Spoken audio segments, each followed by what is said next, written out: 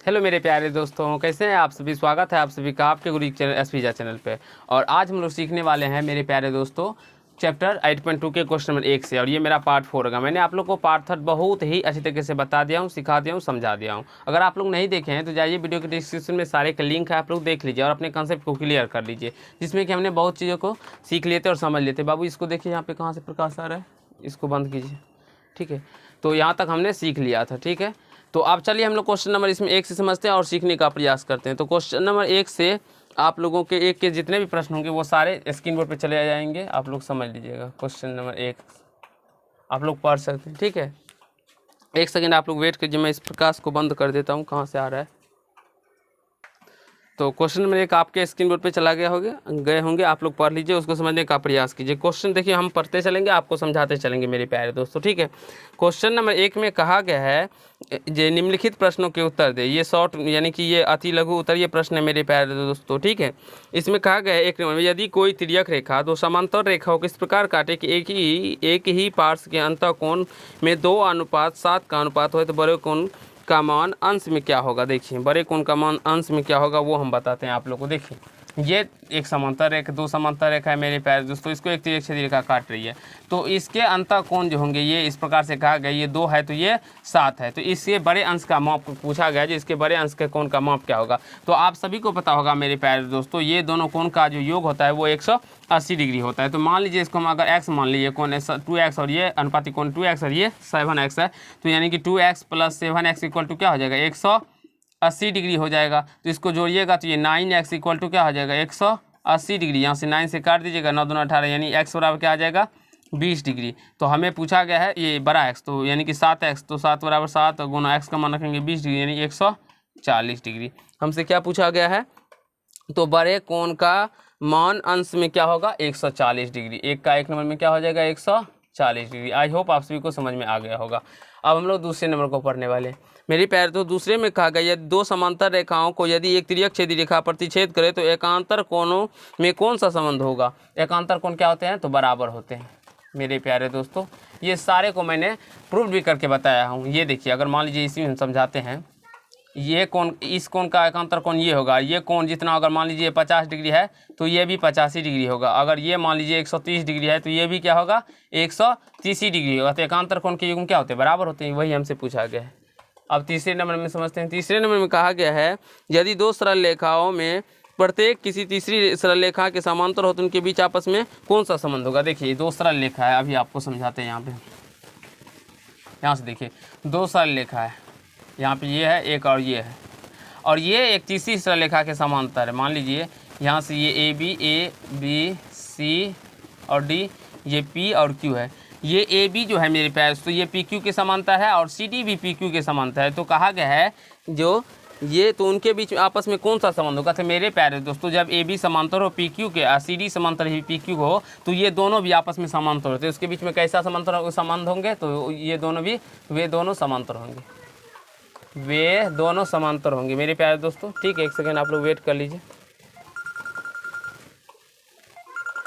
Phone आ गया है। तो वे दोनों क्या होंगे, वे दोनों समांतर होंगे, वे दोनों भी समांतर होंगे, दोनों समांतर होंगे, समांतर होंगे। उसमें कैसा संबंध होगा, तो मेरे प्यारे दोस्तों समांतर का संबंध होगा। ठीक है, कि यहीं से कोई दिक्कत या समस्या नहीं हो रहा होगा आप लोग को।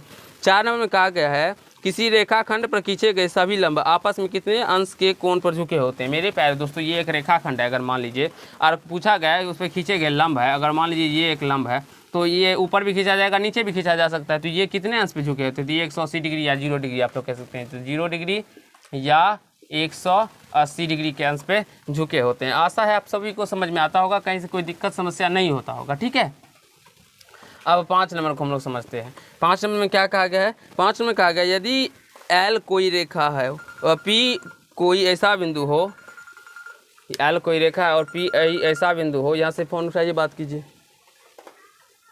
मेरे प्यारे दोस्तों। एल कोई रेखा हो और पी कोई ऐसा बिंदु हो जो एल रेखा पर एल पर स्थित ना हो, तो पी से होती हुई एल के समांतर कितनी रेखा खींची जा सकती है। मेरे प्यारे दोस्तों, ये आपको समझना होगा। ये क्या कहा गया है, यदि एल कोई रेखा हो और पी कोई ऐसा बिंदु हो जो एल रेखा पर स्थित ना हो, यानी कि देखिए एल कोई रेखा है, यहाँ समझ एल कोई रेखा है और पी एक बिंदु है यहाँ पे, इसका नाम पी है, तो ये इस रेखा पे स्थित नहीं है, एल रेखा पे स्थित नहीं है। तो पी से होती हुई एल के समांतर कितनी रेखा खींची जा सकती है? तो पी से होती हुई मेरे प्यारे दोस्तों एल की केवल एक ही समांतर रेखा खींची जा सकती है, इस प्रकार से खींची जा सकती है। अब कोई दूसरा रेखा हम लोग खींच ही नहीं सकते हैं, तो केवल एक फोन आ जाता है ना, इसलिए मेरे पैर तो हम डिस्टर्ब हो गए थे, इसलिए इस प्रश्न को 2 बार पढ़ने कर समझ में आए केवल। हाँ, 6 नंबर में कहा क्या गया है वो देखिए।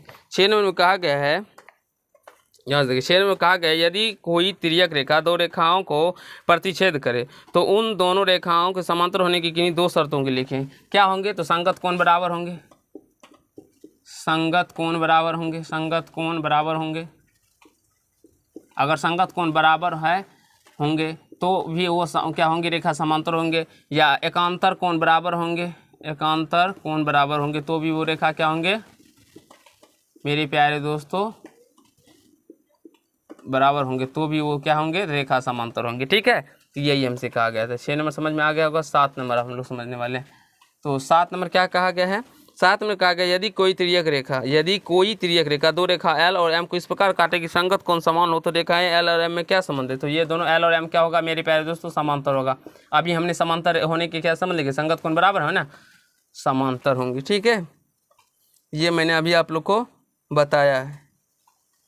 एक सेकेंड, समांतर, हाँ समांतर होंगे।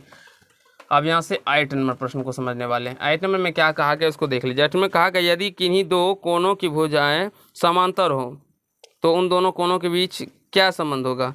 कहा गया यदि 2 कोणों की भुजाएं क्या है मेरे प्यारे दोस्तों? समांतर है, तो उन दोनों कोणों के बीच कैसी संबंध होगी? तो वे दोनों कोण बराबर होंगे मेरे प्यारे दोस्तों, वे दोनों कोण बराबर होंगे, वे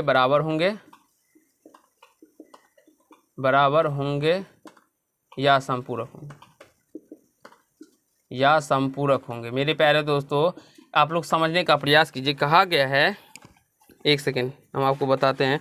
कहा गया यदि किन्हीं 2 कोणों की भुजाएं समांतर हो, यदि किन्हीं 2 कोणों की भुजाएं समांतर हो तो उन दोनों कोणों के बीच क्या संबंध होंगे? तो वे कोण बराबर होंगे या संपूरक होंगे। एक बार आप लोग समझ लीजिए अच्छे तरीके से, कहीं से देखिए कोई दिक्कत या समस्या तो नहीं ना हो रहा है। एक बार आप लोग देख लीजिए अच्छे तरीके से।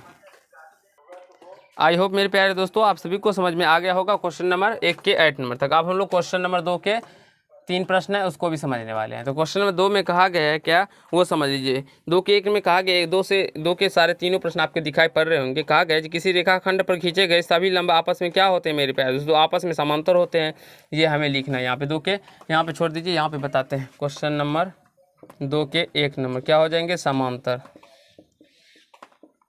हो जाएगी। दूसरे नंबर का हम बात करें तो दूसरे में कहा गया यदि कोई तिर्यक रेखा 2 रेखाओं के इस प्रकार काटे कि एकांतर कोण का एक युग्म समान है तो दोनों रेखा क्या होगी? समांतर होगी। समांतर होगी मेरे प्यारे दोस्तों, तभी एकांतर कोण के युग्म क्या होंगे? तो वो बराबर होंगे। ठीक है, अब हम लोग तीसरे नंबर प्रश्न को समझते हैं। कहा गया एक तिर्यक रेखा 2 समांतर रेखाओं को काटती है तो एक युग्म एकांतर कोण एक्स वाई बनते हैं, तो एक्स और वाई डैश होंगे यानी कि बराबर होंगे, क्योंकि एकांतर कोण के युग्म है ना, इसीलिए एकांतर कोण और समांतर रेखा है तो वो बराबर होगा। आशा है मेरे प्यारे दोस्तों आप सभी को क्वेश्चन नंबर 2 के 3 तक भी समझ में आ गया होगा। अब क्वेश्चन नंबर 3 को समझने वाले। क्वेश्चन नंबर 3 आपके स्क्रीन बोर्ड पे चला गया होगा, आप लोग पढ़ सकते हैं और समझ लीजिए। कहा गया ए बी और सी डी 2 समांतर रेखाओं के बीच पी कोई बिंदु है यदि कोण ए बी पी 30 डिग्री और कोण सी डी पी 45 डिग्री हो तो डी पी वी का मान बताइए। चलिए हम बताते हैं। अब यहाँ से देखिए ए बी तथा सी डी क्या है? 2 समांतर रेखा है। यहाँ से देखिए ए बी तथा सी डी 2 समांतर रेखा है मेरे प्यारे दोस्तों। आप लोग सही से बनाइएगा, हमारा थोड़ा मोड़ा टेढ़ा भी हो सकता है। और इस दोनों रेखाओं के बीच पी कोई बिंदु है। यहाँ देखिए अगर मान लीजिए यहाँ पे एक पी कोई बिंदु है, ठीक है, ये मान लेते हैं। तो वो कोण ए बी पी, देखिए ए बी पी यानी कि इसको ऐसे आप लोग को जोड़ना होगा, इसको भी ऐसे आप लोग को जोड़ना होगा। इस तीर के चिन्ह को मिटा लीजिए और यहाँ पे भी मिटा, ठीक है। तो ये जो पी है यहाँ से ये 30 डिग्री है और ये 45 डिग्री है। हमें कौन मतलब डी पी बी यानी कि डी पी बी यानी ये कोण का मान बताना है। ठीक है बाबू, ये कोण का मान बताना। देखिए हम लोग कैसे इसको बनाते हैं मेरे प्यारे दोस्तों। हम चलिए इसको एक ए बी के समांतर एक लाइन खींच लेते हैं। यहाँ से इसको ए बी के समांतर एक लाइन खींच लेते हैं ऐसे। इसका नाम हम लोग मान लीजिए एम और एन दे देते हैं। ठीक है, एम और एन दे देते हैं। तो सबसे पहले देखिए जो सब दिया रहता है ना मेरे पास, तो हम लोग लिखते हैं यहाँ क्या सब दिया गया है। तो यहाँ से कोण ए बी पी बराबर 30 degree, comma C D P बराबर 45 डिग्री, और हमें ज्ञात क्या करना है, कोण बी पी डी बराबर व्हाट। मेरे प्यारे दोस्तों हमें बी पी डी यानी ये पूरे कोण ज्ञात करना है। तो इसको हम ऐसे ये कोण और ये कोण को भी जोड़ कर भी लिख सकते हैं।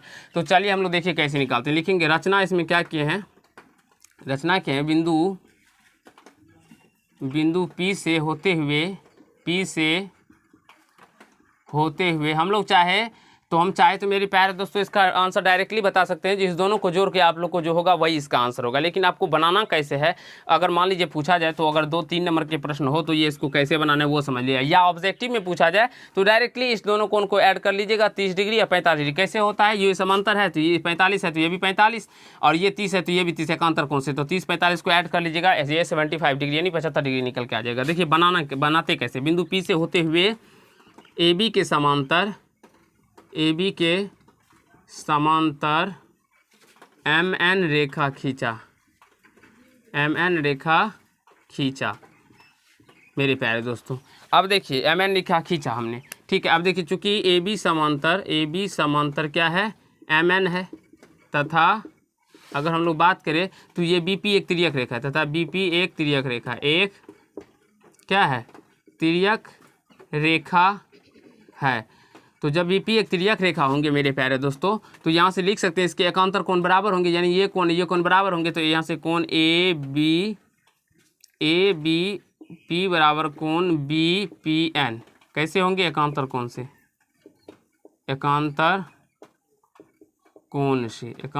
से ये दोनों कोण आपस में बराबर होंगे। अब ए बी पी का मान देखिए 30 डिग्री दिया गया है, तो यहाँ से लिख सकते हैं ना कोण बी पी एन बराबर 30 डिग्री हो जाएगा ना बाबू, ये 30 डिग्री हो जाएगा।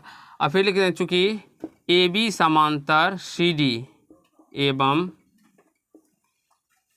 ए बी समांतर सी डी है और ए बी ही समांतर है एम एन के, तो इसीलिए मेरे प्यारे दोस्तों ये जब ए बी समांतर हो, देखिए ए बी समांतर है सी डी के भी और ए बी समांतर एम एन के भी, तो इसका मतलब ये दोनों रेखा भी आपस में समांतर होगा, इसीलिए ए बी समांतर क्या होगा, एम एन होगा, तथा ये पी डी क्या होगा, तो एक तिर्यक रेखा होगा, ये पी है, यहाँ से पी डी तथा पी डी एक तिर्यक रेखा, एक तिर्यक रेखा है। तो जब तिर्यक रेखा है तो ये कोण और ये कोण एकांतर कोण होंगे, तो यहाँ से लिख सकते हैं कोण सी डी पी बराबर कोण डी पी एन, एकांतर कोण के युग्म है, एकांतर कोण से मेरे प्यारे दोस्तों ये क्या होंगे, तो बराबर होंगे। चलिए हम कलर चेंज करते, दिखाई पड़ रहा है बाबू, देखिए तो नीचे में और लिख सकते हैं ना, नहीं लिख सकते हैं। तो यहाँ से देखिए अब यहाँ से कोण डी पी एन बराबर क्या हो जाएगा, सी डी पी कितना है, सी डी पी यहाँ से देख सकते हैं 45 डिग्री है, 45 डिग्री। अब लिखेंगे यहाँ पे देखिए लिखते हैं अतः कोण हमें क्या निकालना है, बी पी डी बराबर, देखिए बी पी डी को हम क्या लिख सकते हैं, ये कोण प्लस ये कोण, तो यहाँ से लिखेंगे कोण बी पी एन प्लस कोण डी पी एन, तो बी पी एन कितना निकला है 30 डिग्री और सी डी पी यहाँ से डी पी एन 45 डिग्री, तो ये कितना निकल के आ गया 75 डिग्री। आशा है आप सभी को समझ में आ गया होगा, कहीं से कोई दिक्कत या समस्या नहीं हुआ होगा। तो आज के प्रश्न में हम लोग प्यारे दोस्तों क्वेश्चन नंबर 3 तक ही करेंगे। नेक्स्ट पार्ट में हम लोग लघु उत्तरीय प्रश्न, ये तो अति लघु उत्तरीय प्रश्न, तो इसको आप लोग ऐसे भी बना सकते हैं या डायरेक्टली आंसर भी दे सकते हैं, ये आप पे डिपेंड करता है आप लोग कैसे बनाते हैं। मैं आप लोग को बनाने के बारे में सिखाया हूँ जिसको कैसे हम लोग बना सकते हैं। तो नेक्स्ट पार्ट में हम लोग क्वेश्चन नंबर 4 से समझेंगे और सीखने का प्रयास करेंगे। अगर आप लोग को ये पार्ट अच्छा लगा तो वीडियो को लाइक कर दीजिएगा, कमेंट कीजिएगा, शेयर कीजिएगा, और यदि चैनल पर है तो चैनल को सब्सक्राइब करके बेल आइकन को प्रेस कर लीजिएगा, जिससे मेरे हर एक वीडियो का नोटिफिकेशन आप तक पहुँचता है। तो धन्यवाद दोस्तों, आज की पार्ट में इतना है।